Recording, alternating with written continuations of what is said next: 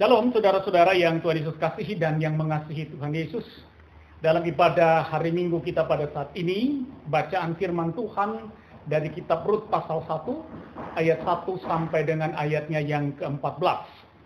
Nah, saudara-saudaraku yang Tuhan Yesus kasihi dan yang mengasihi Tuhan Yesus, sebelum kita mengetahui pengajaran-pengajaran apa yang bisa kita dapatkan melalui perikop bacaan firman Tuhan kita saat ini, maka saya mengajak saudara jemaat untuk memperhatikan beberapa catatan singkat, catatan tentang perenungan kita saat ini, saudara.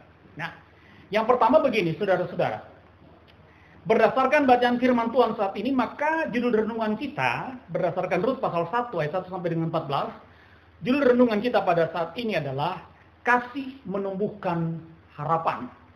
Kasih menumbuhkan harapan. Itu catatan pertama. Jadi tolong ingat, judul renungan kita, kasih menumbuhkan harapan. Catatan yang kedua, saudara-saudara, kalau kita berbicara tentang kisah Rut, seperti yang kita ketahui bersama, ya, melalui kesaksian kitab Rut, Rut adalah seorang perempuan yang berasal dari tanah Moab. Dan kalau kita mau tahu tanah Moab itu adalah suatu daerah yang tidak mengenal Tuhan. Ya, mereka kafir, saudara-saudara. Mereka tidak menyembah kepada Allah. Mereka tidak menyembah Tuhan. Mereka menyembah berhala di situ. Nah, Rut itu adalah seorang perempuan yang berasal dari tanah Moab. Dan Rut ini adalah salah satu anak mantu dari Elimelek. Elimelek dan istrinya yang bernama Naomi. Ya. Nah, kenapa bisa Rut diambil menjadi anak mantu daripada Elimelek dan Naomi? Hal ini terjadi karena peristiwa bencana kekeringan atau kelaparan yang melanda Bethlehem, tanah Yehuda. Maka Elimelek dan Naomi mengungsi keluar Bethlehem menuju ke tanah orang Moab. Walaupun tindakan Elimelek dan keluarganya ini adalah secara prinsip itu bertentangan dengan janji Tuhan, saudara-saudara, ya, bertentangan dengan janji Tuhan, agar janji Tuhan itu berkata begini, agar jangan karena mengejar damai sejahtera, ya, akhirnya mereka menyalahi aturan Tuhan. Ya. Ini sangat bertentangan, tapi apa boleh buat? Karena pada saat itu di tanah perjanjian, di tanah Bethlehem pada saat itu dilanda oleh kekeringan atau kelaparan. Akhirnya keluarga Elimelek itu mengalami mengalami pengungsian, ya, di tanah orang, ya. Nah, saudara-saudaraku yang Tuhan Yesus kasihi dan yang mengasihi Tuhan Yesus,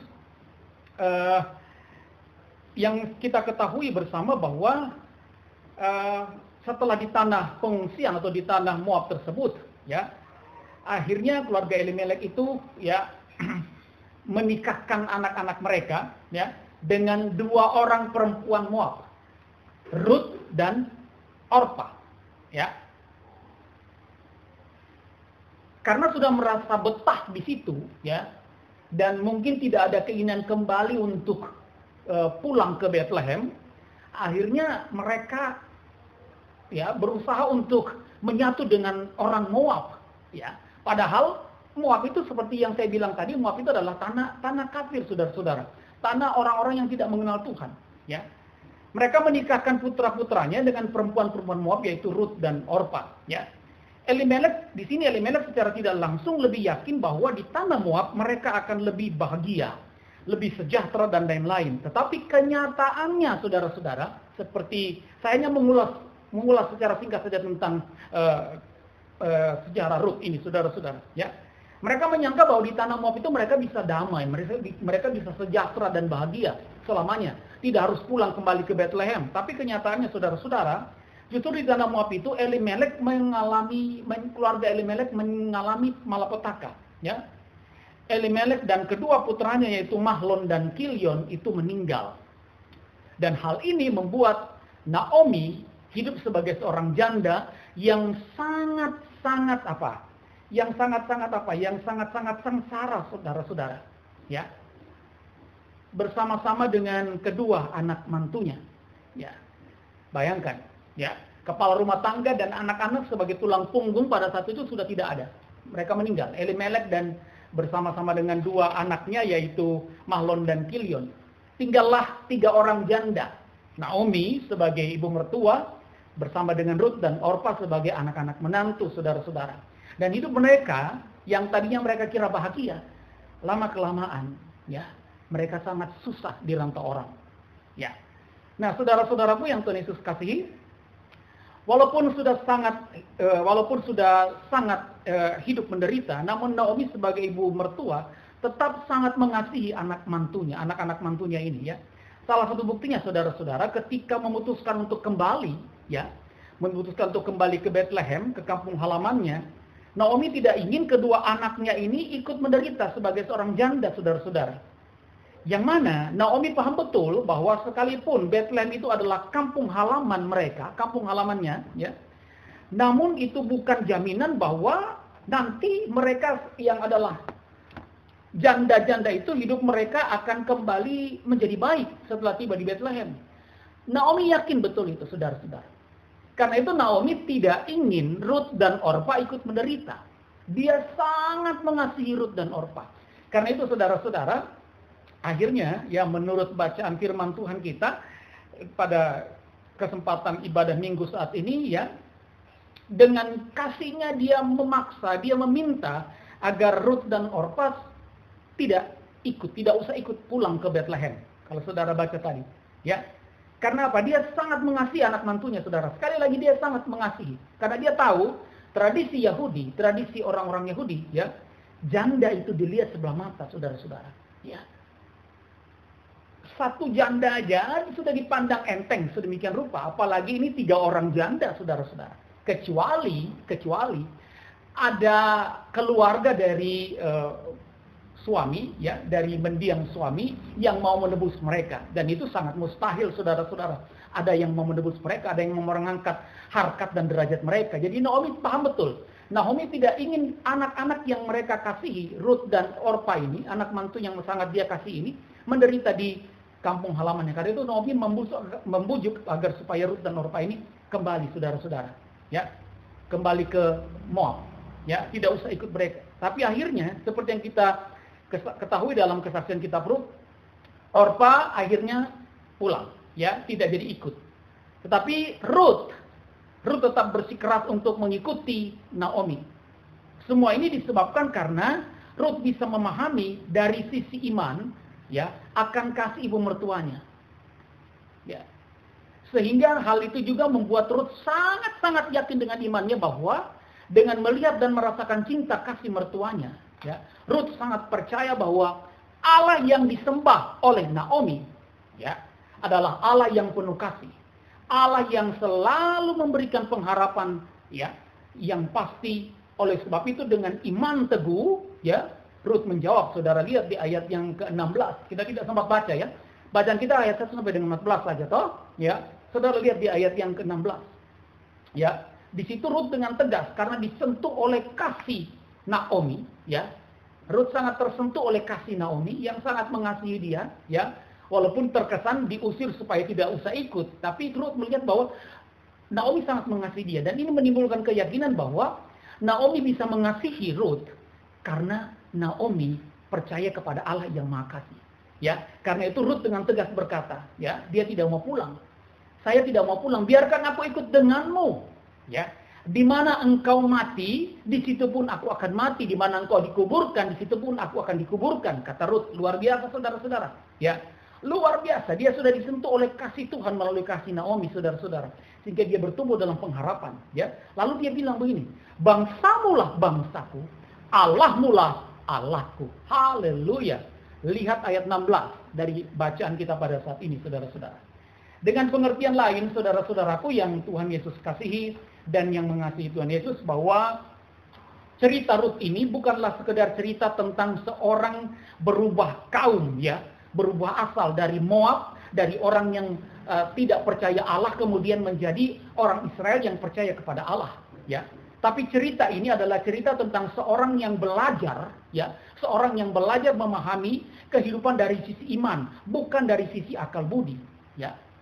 Sebab, ya, kalau Ruth memahami imannya dari sisi akal budi, maka mungkin lebih aman dia tidak ikut Naomi, dia tidak ikut ke Bethlehem, dan dia tidak akan berkata Allahmulah Allahku, ya, bangsamulah bangsaku.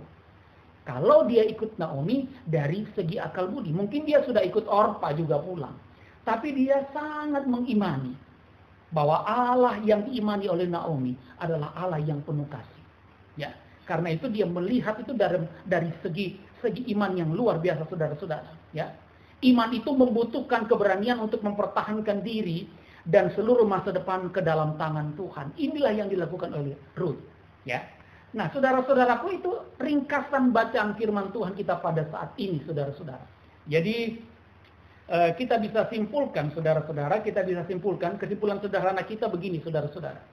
Sebagai pribadi yang percaya kepada kasih Tuhan, pada kuasa kasih Tuhan, kita harus tetap percaya. Saudara dan saya harus tetap percaya dan hidup dalam pengharapan hanya kepada Tuhan. Ya. Dan yang seperti kita ketahui juga bersama-sama saudara-saudara bahwa akhirnya apa? Ruth benar-benar hidup berbahagia. Ya. Karena dia percaya akan kasih Tuhan. Dia hidup dalam pengharapan dan akhirnya Ruth benar-benar bahagia. Ya, dia dipersunting oleh Boaz dan dari buah perkawinannya dengan Boaz, ya, menjadikan dia bagian, menjadikan Ruth yang adalah asli perempuan Moab yang tidak percaya kepada Yesus, tidak percaya kepada Allah, ya, menjadi bagian daripada silsilah Yesus sang Mesias.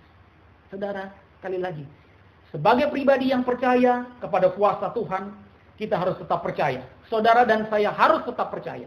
Ya, percaya dan hidup di dalam pengharapan hanya kepada Tuhan.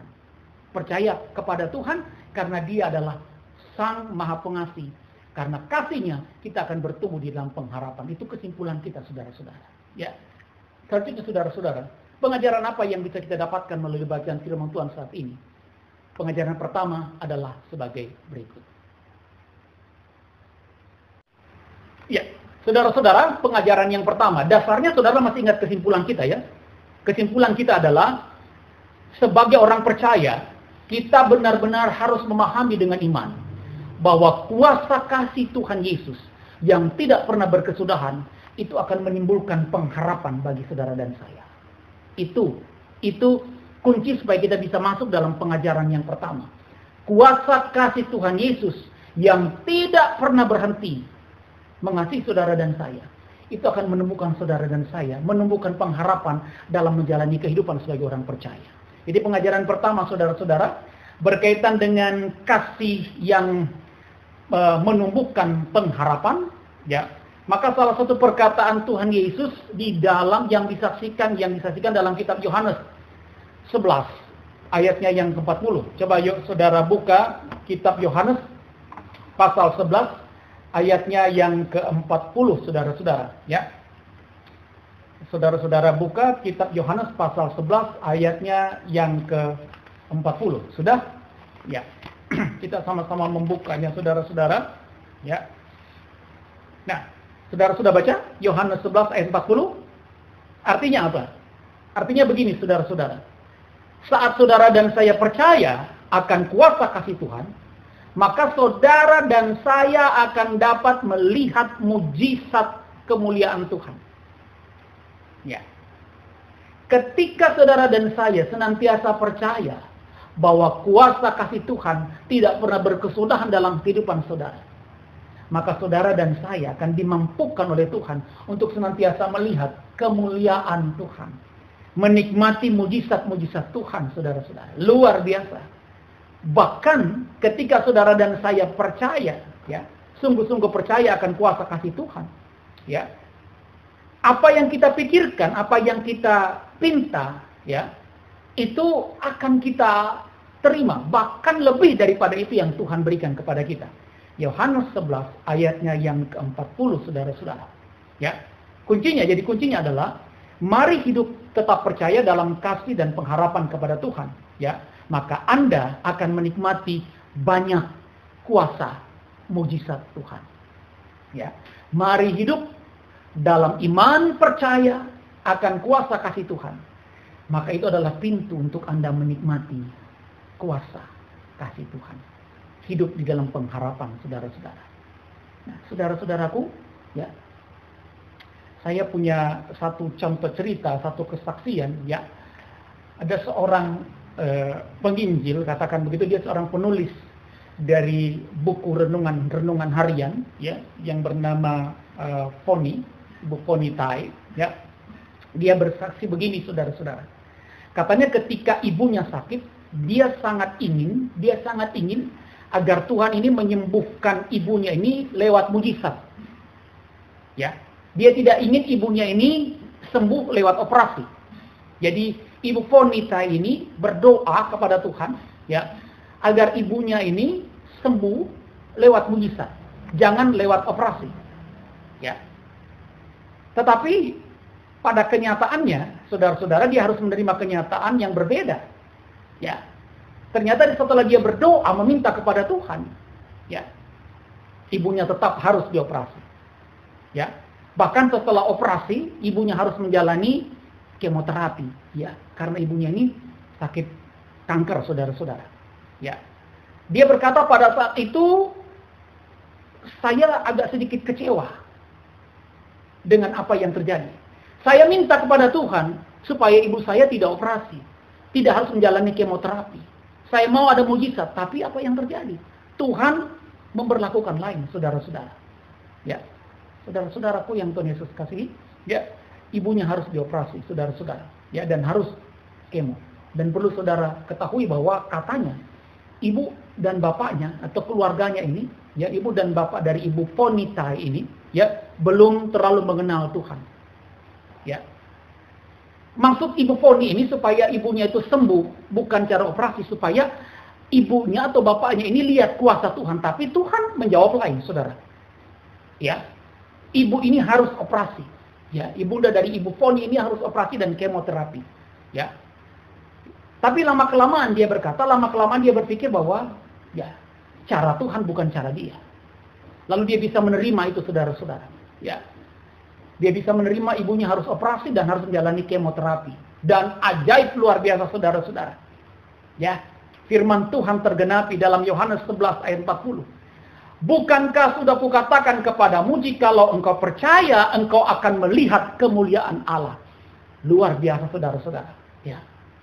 Setelah operasi dan menjalani beberapa proses kemoterapi, ya, akhirnya ibu dari evangelis atau penginjil Foni Tai ini, ya, dinyatakan sembuh total.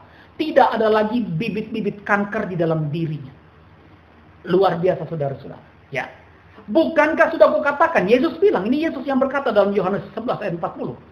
Yesus berkata, bukankah sudah kukatakan kepadamu, jikalau engkau percaya, engkau akan melihat kemuliaan Allah. Luar biasa, saudara-saudara. Ya. Ibunya sembuh dari masalah kanker dan tidak ditemukan lagi bibit kanker. Ya.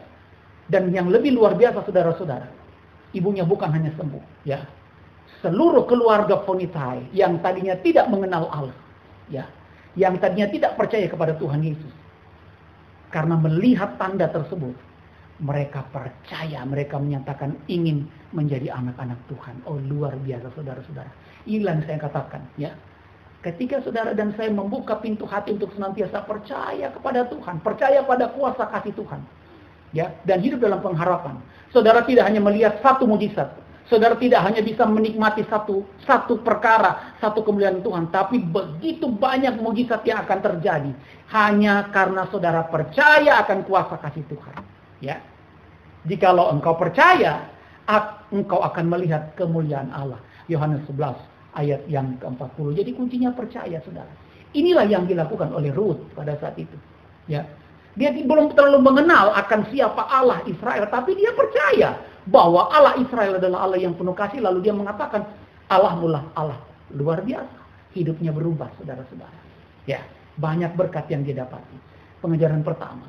Pengajaran kedua, saudara-saudara. Jadi tadi kuncinya percaya. Percaya akan kuasa kasih Tuhan. Amin. Pengajaran kedua, saudara-saudara. Baca Roma pasal 8 ayat 28. Ya, kitab Roma pasal 8 ayatnya yang ke-28. Ya. Saudara sudah buka kitab Roma pasal 8 ayatnya yang ke-28. Ya. Sudah baca, saudara-saudara? Roma 8 ayat 28. Ya.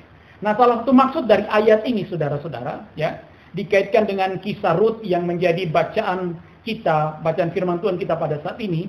Maka salah satu maksud dari ayat ini adalah hanya orang-orang yang benar-benar memahami akan kuasa Tuhan, ya. Hanya orang-orang yang benar-benar memahami akan kuasa kasih Tuhan dengan imannya, ya. Orang-orang itu akan tetap berpengharapan, ya. Sekalipun, ya, apa yang Tuhan buat dalam hidup mereka, ya, itu tidak sesuai dengan keinginan mereka. Atau dengan kata lain, saudara-saudara, salah satu maksud dari Roma pasal 28 ayat 28 ini dikaitkan dengan kitab Rut pada saat ini yang begitu percaya kepada kasih Allah sehingga dia bertumbuh dalam pengharapan, ya. Salah satu maksudnya adalah hanya orang-orang yang benar memahami akan kuasa kasih Tuhan, orang itu akan tetap berpengharapan, ya, bahwa apapun yang Tuhan buat dalam hidup mereka pasti mendatangkan kebaikan. Ini sulit, saudara-saudara. Ya, ini sulit, saudara-saudara. Saya katakan sulit karena apa? Jujur di hadapan Tuhan, toh. Terkadang kita berkata bahwa kita adalah orang percaya, benar kan? Saudara dan saya adalah orang percaya. Percaya pada kehendak Tuhan, percaya kepada Yesus, saudara-saudara. Tetapi ketika Tuhan izinkan sesuatu terjadi, pergumulan terjadi dalam hidup kita, ya. Ketika Tuhan izinkan sesuatu terjadi dalam kehidupan saudara dan saya yang tidak sesuai dengan keinginan saudara dan saya, maka apa yang terjadi, saudara-saudara? Coba renungkan, apa yang terjadi? Ya. Kita minta yang ini, tapi Tuhan kasih tidak sesuai dengan keinginan kita. Kita minta hidup kita penuh dengan damai sejahtera sepanjang hari, setiap tahun. Tapi Tuhan izinkan persoalan dan pergumulan datang. Apa yang terjadi kadangkala? Kita yang katanya percaya, maka kita buru-buru mengatakan bahwa Tuhan itu tidak adil. Iya kan? Itu yang saudara dan saya kadangkala lakukan. Ya, Tuhan itu jahat. Tuhan itu tidak mengerti dengan kita.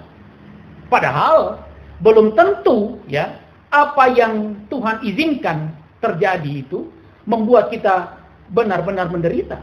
Bisa saja hal itu bisa membuat saudara dan saya bisa mengalami kebahagiaan, kelepasan dari berbagai macam pergumulan, ya. Nah, hal ini bertentangan dengan ayat firman Tuhan kita tadi, saudara-saudara, dan juga berbeda dengan hidup keimanan Rut. Ya, tetapi itulah yang sering kali saudara dan saya lakukan. Saudara dan saya berkata, ya, ketika ditanya, apakah saudara percaya kepada Yesus? Amin, saya percaya, Pak Pendeta. Apakah rumah tangga saudara percaya akan kuasa kasih Tuhan Yesus? Seluruh keluarga saya percaya, Pak Pendeta. Tapi apa? Ketika Tuhan mengizinkan yang tidak kita inginkan terjadi, ya, bahkan mungkin secara beruntun hal yang tidak kita inginkan terjadi dalam rumah tangga kita, apa yang kadangkala saudara dan saya lakukan? Ya, jujur saja kadangkala yang saudara dan saya lakukan adalah kita berkata Tuhan tidak adil. Ya. Tuhan tidak mengerti saya, saudara. Ya. Itu yang saudara dan saya lakukan. Ya. Padahal belum tentu, saudara-saudara. Ya. Ketika mungkin dia mengizinkan persoalan dan pergumulan terjadi dalam hidup rumah tangga saudara dan saya. Mungkin saja. Bukan tidak mungkin. Mungkin saja. Tidak ada yang mustahil kan untuk Tuhan? Ya. Lewat persoalan dan pergumulan itu saudara dan saya akan mengalami begitu banyak sekali damai sejahtera dari Tuhan. Kuncinya apa? Tetap percaya. Ya. Roma pasal berapa tadi?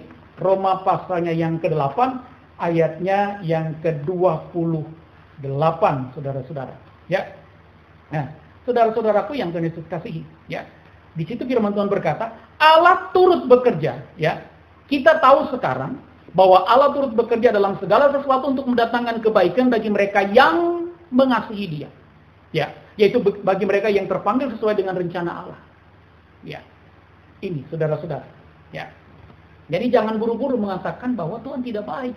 Ketika Tuhan mengizinkan persoalan dan pergumulan terjadi dalam hidup kita, kita tidak inginkan persoalan, kita tidak inginkan sakit penyakit, saudara dan saya tidak ingin kebangkrutan dan sebagainya. Ya, saudara dan saya tidak ingin dilanda sakit penyakit. Setiap hari kita berdoa, tapi ketika Tuhan mengizinkan itu terjadi, jangan buru-buru mengatakan bahwa Tuhan tidak adil. Ya. Ini salah satu ciri orang yang tidak bertumbuh di dalam iman dan pengharapan, saudara-saudara. Ya. Yakin saja bahwa Allah turut bekerja dalam segala hal, termasuk persoalan, termasuk pergumulan, termasuk sakit penyakit. Untuk apa? Mendatangkan kebaikan untuk saudara dan saya. Saya alami itu, saudara-saudara. Saya sangat mengalami hal tersebut. Nah, saudara-saudara, saya kasih contoh cerita begini. Dalam sebuah pelayaran terjadi bencana kapal karam, ya, dan seorang laki-laki yang menumpang kapal tersebut, ya, akhirnya selamat, tapi dia terdampar di sebuah pulau yang sangat terpencil, saudara-saudara. Ya, pulau yang sangat terpencil dan tidak berpenghuni, saudara-saudara. Untuk bertahan hidup, maka dia belajar untuk memanfaatkan segala sesuatu yang ada di pulau itu untuk dimakan. Ya. Bahkan dengan upaya melindungi diri, dia berhasil membangun gubuk, ya, membangun gubuk untuk berteduh. Ya. Berbulan-bulan dia bertahan tanpa bantuan siapapun di pulau itu, saudara-saudara. Ya. Karena pulau itu sangat terpencil dan tidak mudah untuk terjangkau oleh manusia lain. Ya. Nah, saudara-saudara, berbulan-bulan dia bertahan di situ. Ya. Dia membangun gubuk untuk dia bisa tidur, dia bisa beristirahat, berlindung dari dinginnya malam dan hujan dan sebagainya. Dia bangun gubuk di pulau itu, saudara-saudara. Ya, sehingga cerita suatu kali, ya, ketika dia bangun pagi, dia meninggalkan gubuknya, dia masuk ke dalam pulau itu, ke hutan di pulau itu untuk mencari makan, saudara-saudara. Ketika dia pulang kembali, dia mendapati apa? Apa yang terjadi? Gubuknya terbakar, saudara-saudara. Ya, karena pada saat itu mungkin dia lupa mematikan api yang ada di dekat gubuk itu, akhirnya gubuknya terbakar. Habis, ya. Semua yang dia bangun selama ini untuk menjadi tempat dia berlindung habis, saudara-saudara. Nah, saudara, perhatikan baik. Ketika dia lihat gubuknya terbakar habis, ya, dia berlutut ke tanah. Orang itu berlutut ke tanah sambil dia memukul-mukul tanah, lalu dia mengatakan, "Tuhan, Engkau tidak adil. Saya sudah mencoba untuk bertahan hidup di sini, tapi Engkau musnahkan segala-galanya. Kau tidak mengerti saya, Tuhan." Dia menangis, dia meraung-raung, saudara-saudara. Dia katakan, "Tuhan, Engkau tidak adil. Engkau jahat, Tuhan." Ya, saudara. Singkat cerita, ketika dia sementara meraung, sementara dia menangis, saudara-saudara. Ya, ya, dia berteriak, dia mengatakan Tuhan itu luar biasa jahatnya kepada dia. Tuhan tidak mengerti dia. Dia mengangkat mukanya, dia melihat ke arah laut, saudara-saudara. Karena dia mendengar ada storm kapal yang bunyi, saudara-saudara. Lama-kelamaan kapal itu makin hari makin mendekat ke pulau itu dan akhirnya bersandar di pulau itu, saudara. Saudara, ketika nakoda itu turun, ya, anak buah kapal itu turun, lalu dia mengambil, dia mengatakan, dia bertanya kenapa sampai dia ceritakan segalanya. Lalu kemudian dia diselamatkan, ya. Ketika dia di atas kapal, dia bertanya kepada sang kapten nakoda itu, "Apa yang membuatmu bisa menemukan saya di pulau itu?" Kata kapten itu, bukankah kau membuat asap, tanda SOS? Itulah yang terlihat. Kami melihat ada asap yang membumbung ke langit. Dan kami melihat itu ada tanda bahaya. Dan kami bermaksud untuk menolong dan kami akhirnya menemukan engkau. Haleluya, saudara-saudara. Pada saat itulah dia berkata bahwa sungguh luar biasa. Ya, Allah turut bekerja dalam segala sesuatu untuk mendatangkan kebaikan bagi mereka yang mengasihi Dia. Ya, jadi apapun keadaan saudara dan saya, ya, ketika Tuhan mengizinkan persoalan dan pergumulan itu terjadi, mari kita percaya bahwa kuasa kasih Tuhan tetap akan menjaga saudara, sehingga tetap ada pengharapan sekalipun ada persoalan dan pergumulan. Itu pengajaran pertama dan pengajaran yang kedua. Selanjutnya pengajaran yang ketiga.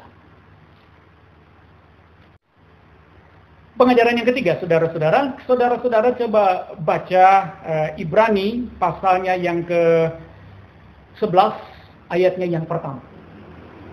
Ibrani 11 ayat 1. Sekali lagi, Ibrani 11 ayat 1. Ya. Saudara buka, ya. Artinya apa ini Pak Pendeta? Dan apa kaitannya dengan renungan firman Tuhan kita pada saat ini? Ya. Percaya pada kuasa kasih Tuhan menimbulkan pengharapan, menumbuhkan pengharapan. Artinya, mari kita sebagai orang atau sebagai pribadi atau sebagai keluarga yang telah dianugerahkan keselamatan melalui kasih Allah di dalam Yesus Kristus, saudara dan saya jangan menjadi serupa dengan orang dunia. Maksudnya apa ini Pak Pendeta? Kita tambah bingung. Ya. Mari jangan serupa dengan orang dunia, karena saudara dan saya adalah pribadi atau keluarga yang sudah diselamatkan, toh? Iya kan? Jangan serupa menjadi seperti orang dunia. Kenapa orang dunia memang? Orang dunia itu selalu mau bukti dari Tuhan baru mau percaya. Ya. Selalu mau bukti, selalu ingin bukti dari Tuhan baru mengatakan haleluya saya percaya kepada Tuhan. Ini salah saudara-saudara, ya. Ini sifat orang dunia yang selalu menuntut bukti dulu, ya, bukti dulu dari Tuhan, ya, baru keraguannya tentang Tuhan itu terobati. Ini sifat orang dunia. Salah, saudara-saudara. Ya, saudara dan saya sudah diselamatkan oleh kuasa kasih Tuhan. Siapa yang pernah berpikir? Saudara dan saya pun tidak pernah berpikir bahwa saudara dan saya bisa hidup sampai dengan saat ini hanya karena kuasa kasih Tuhan. Ya. Begitu banyak persoalan dan pergumulan terjadi dalam rumah tangga saudara dan saya, sakit, penyakit dan sebagainya. Tapi saudara dan saya masih bisa bernafas sampai dengan saat ini. Ini bukti saudara-saudara. Ini bukti kuasa kasih Tuhan. Jangan mau senantiasa mau minta bukti dulu. Bukti yang spektakuler dulu baru kita percaya. Ya. Ini ciri orang hidup yang tidak berpengharapan, yang selalu meminta bukti dulu saudara-saudara. Perhatikan baik, Ibrani 11 ayat 1 tadi yang saya suruh baca, ya. Ibrani 11 ayat 1. Ya. Ini jadi ketika saudara dan saya minta bukti, ini ciri orang yang hidup dengan tidak berpengharapan saudara-saudara. Karena selalu menuntut bukti dulu baru mau hidup dan bertumbuh dalam pengharapan. Dan kalau saudara dan saya mau jujur di hadapan Tuhan, terkadang saudara dan saya berlaku seperti ini. Ya. Saudara dan saya seperti orang dunia yang selalu mau tuntut bukti dulu baru mau percaya, ya. Banyak kok, ya. Banyak orang yang tadinya malas ke gereja, ya. Tiba-tiba hadir ke gereja. Ketika ditanya kenapa tiba muncul ke gereja? Kenapa aktif dalam persekutuan? Oh, saya sudah mengalami bukti dari Tuhan. Ya, saya mengalami banyak mujizat dari Tuhan. Ya. Saudara, iman ini saudara-saudara, kalau kita bicara iman, itu tidak tergantung pada mujizat saudara-saudara. Saudara sepakat dengan saya kan? Harus sepakat. Ya. Iman saudara dan saya kepada Tuhan Yesus, terhadap kuasa kasih Tuhan itu tidak bergantung pada mujizat. Sekalipun saudara dan saya tidak menerima mujizat, tidak menerima hal-hal yang spektakuler, saudara dan saya tetap percaya kepada Tuhan Yesus. Saudara masih ingat kisah Sadrak, Mesak dan Abednego yang ditaruh dalam perapian yang menyala-nyala? Ya, mereka bilang apa? Kalaupun Allah mereka menyelamatkan mereka pasti bisa selamat. Tetapi sekalipun Allah mereka tidak menyelamatkan mereka dari perapian Nebukadnezar yang menyala-nyala itu, mereka akan tetap percaya kepada Tuhan. Ini bukti, ini ciri orang yang bertumbuh dalam iman. Tapi kadang-kala saudara dan saya kan kadang-kala meminta bukti tuh. Ya kan, meminta bukti dulu. Saudara-saudara ingat, saya kan selalu bilang, bukti yang paling utama yang saudara dan saya masih menikmati anugerah dan kasih Tuhan, duduk, tarik dan hembuskan nafas, itu bukti yang paling utama. Syukuri itu saudara.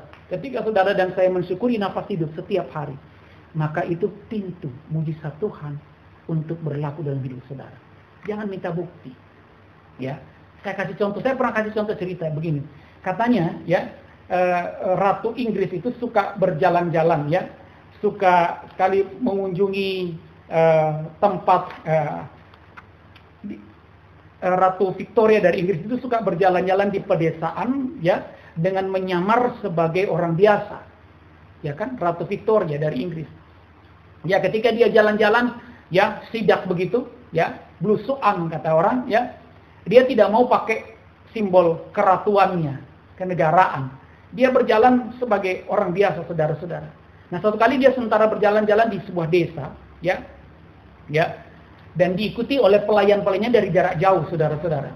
Satu kali ketika dia sementara berjalan-jalan, saudara-saudara, apa yang terjadi? Ya, dia bertemu dengan seorang anak kecil yang sedang mengembalakan domba, ya. Dan dia tahu anak kecil ini berada di belakang dia. Ratu ini kemudian berjalan di depan anak itu, ya. Kemudian anak ini jengkel, anak ini berteriak, "Hei, perempuan tua, perempuan goblok, minggir, domba-dombaku mau lewat. Dasar perempuan goblok." Ya, anak kecil ini berkata seperti itu. Ratu Victoria ini pun kemudian minggir lalu mempersilakan anak itu lewat bersama dengan domba-dombanya, saudara. Ya. Kemudian ada seorang pelayan ratu yang datang mendekati anak itu. Lalu pelayan itu mengatakan begini, "Kamu tahu nggak siapa yang kamu katain goblok tadi? Siapa perempuan yang kamu katain goblok tadi?" Anak itu menjawab, "Itu kan perempuan tua yang tidak tahu diri. Masa jalannya di tengah?" Kata pelayan ratu ini, Kamu tahu nak, dia itu adalah Ratu Victoria. Tapi anak itu bukan langsung percaya, saudara-saudara. Anak itu langsung bilang begini, saya nggak percaya. Kalau dia seorang ratu, tentu dia akan datang, tentu dia akan jalan dengan pakaian keratuannya. Ya, dia jalan dengan pakaiannya yang indah, tapi ini buktinya tidak, saudara-saudara. Ya, buktinya tidak.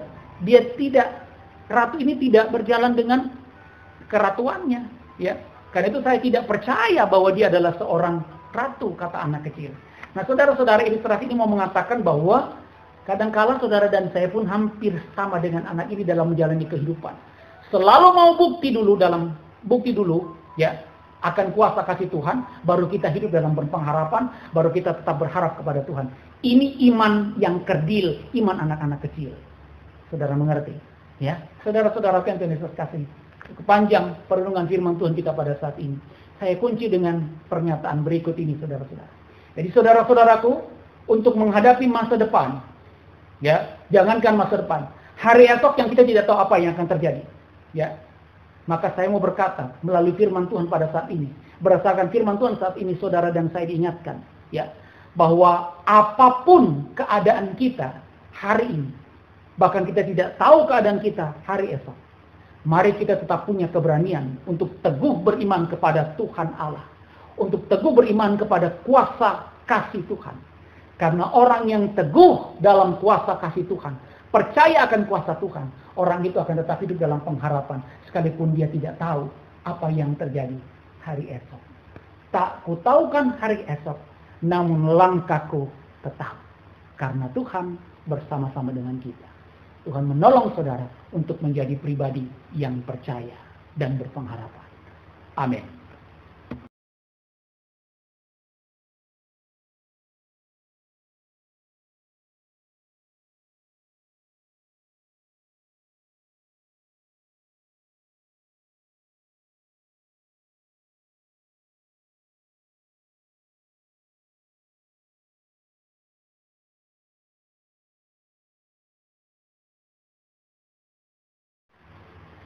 Saudaraku umat Tuhan, kita telah diberkati dengan luar biasa oleh firman Tuhan. Mari saudara-saudara kita memasuki hari-hari hidup kita. Ya, sekalipun masih penuh dengan tanda tanya. Saudara dan saya sebagai pribadi yang sudah diselamatkan dan sudah hidup di dalam keselamatan, mari saudara dan saya menjalani hari-hari hidup ini dengan keyakinan akan kuasa kasih Tuhan. Sebab kuasa kasih Tuhan yang kita yakini itu akan senantiasa menumbuhkan pengharapan. Mari menjadi pribadi-pribadi Rut masa kini dalam menjalani kehidupan. Karena orang-orang yang hidup dalam kuasa kasih Tuhan, percaya akan kuasa Tuhan, dia akan hidup dalam pengharapan. Mari berdiri saudara-saudara, berdiri, ya. Lalu kita merendahkan diri kita serendahnya di hadapan Tuhan, serendah-rendahnya saudaraku. Ya. Lalu arahkan hati dan pikiran hanya kepada Tuhan Yesus. Dan terimalah berkatnya. Haleluya. Allah sumber segala damai dan sejahtera. Allah sumber segala kebaikan. Allah sumber segala kekuatan. Allah sumber segala kelepasan dan kelegaan. Di dalam kuasa kasih Tuhan Yesus. Dengan rohnya yang agung dan kudus. Menyertai dan memberkati saudara. Rumah tangga saudara. Pekerjaan saudara, anak cucu, persekutuan kita. Sekarang ini kekal selama-lamanya. Amin. Amin.